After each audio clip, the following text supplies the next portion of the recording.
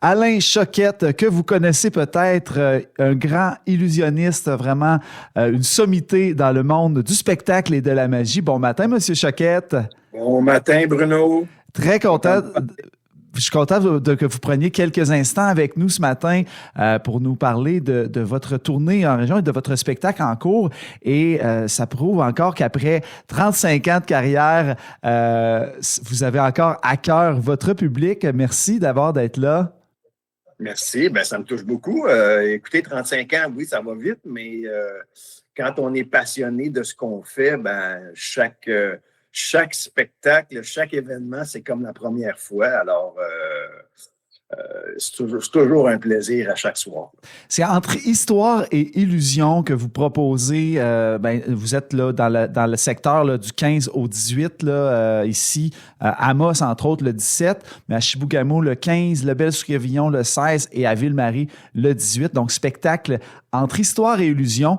Et vous avez décidé de plonger un peu dans votre histoire avec dans les gros hits que vous avez eus dans vos 35 ans de carrière. Parlez-nous un peu comment ça va pour l'instant, votre spectacle. Ben, en fait, le spectacle roule depuis un an. Et je suis quand on a commencé l'écriture, je commençais à raconter à mon équipe des choses qui me sont arrivées, tout ça. Puis on dit, hey, on a peut-être une bonne idée d'un filon pour créer ce show-là, créer l'histoire. En fait, je raconte des anecdotes depuis le tout début que j'ai commencé à la télévision, à Adlib, et jusqu'aux États-Unis, jusqu'en Europe, tout ça. Et on met la magie au travers de ça, des numéros qu'on a créés au travers du temps qui ont eu un gros impact, qu'on fait revivre aux gens. On a beaucoup de visuels, on a des photos, des vidéos qui viennent supporter tout ça. Comme Adlib, on monte un petit peu des clips de ce temps-là. Et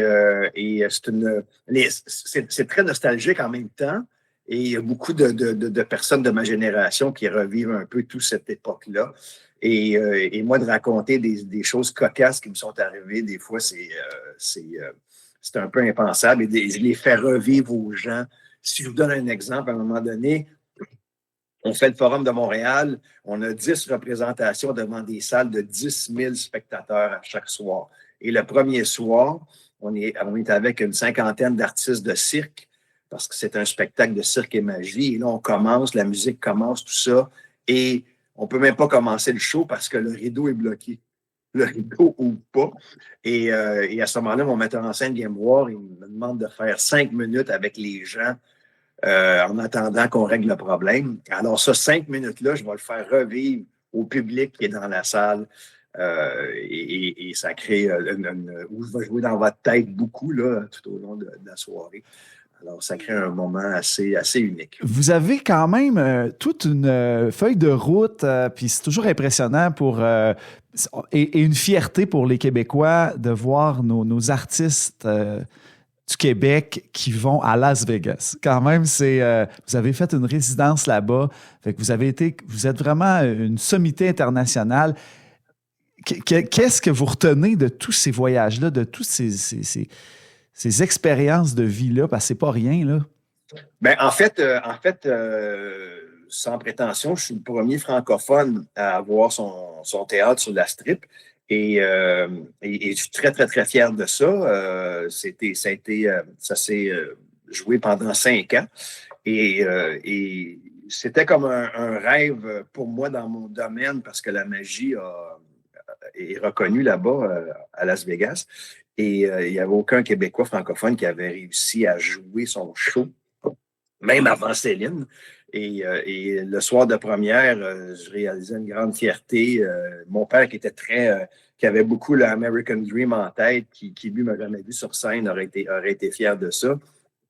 Et moi, j'adorais cette ville parce que, c'est une ville où il y a des spectacles, où je rencontre plein d'artistes et où il fait beau à l'année. Alors, ça a été vraiment une belle expérience. Je ne le referais pas parce que Las Vegas a beaucoup changé, mais à l'époque où j'étais là, fin années 90, mi-90, fin 90, c'était vraiment là, une belle période pour moi. Là.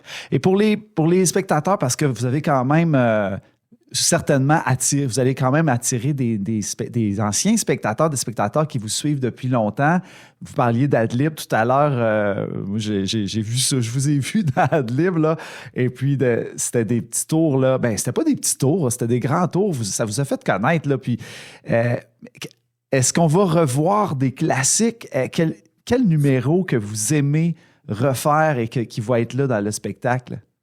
Ben, vous me parlez d'Adlib, c'est drôle parce qu'Adlib, les gens qui s'en rappellent à l'époque, il y avait une table, il y avait Jean-Pierre Coyer d'un côté puis les invités de l'autre bord. C'est ça. Mais là, je fais revivre Adlib à des gens du public. Donc, il y a des gens du public qui montent sur la scène, je les place autour de la table et là, je leur personnalise des numéros. Alors ça, c'est un peu le côté Adlib. Il y a aussi, après quelques mois, les gens m'arrêtaient dans la rue. Après quelques mois à Adlib pour me dire comment on avait l'air d'avoir du plaisir, tout ça. Et ça m'avait donné une idée que peut-être je pourrais faire un numéro avec les gens à la maison. Et là, j'ai créé un numéro où les gens participent à un tour dans leur salon, mais là, vous allez être dans le théâtre. Vous allez participer au numéro comme si vous étiez chez vous.